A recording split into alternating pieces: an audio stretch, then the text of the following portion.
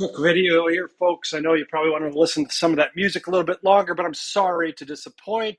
No more music. Let's get to setting up MySQL so we can run some of these examples.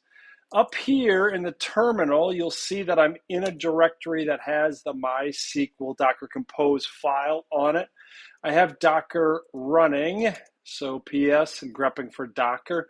So we're all ready to fire this bad boy up. With Docker Compose, we'll pass in the file.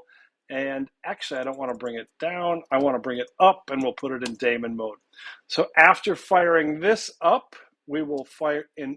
Now, there's more than one way to do this. I'm going to use SQL Ace. When it opens, we'll put in the host of localhost. The username is root, and the password is example. We should just be able to connect right away.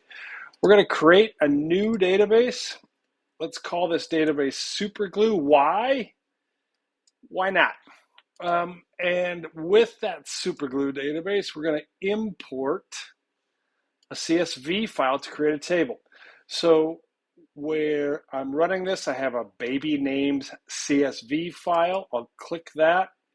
The determined schema is just fine. So I'll give it a name here, baby names, and import. Now, while this is happening, remember, folks, you can do this in a variety of different ways. This was just, in case this is new to you, this is one way to do it, to upload a CSV file and create a table name in MySQL.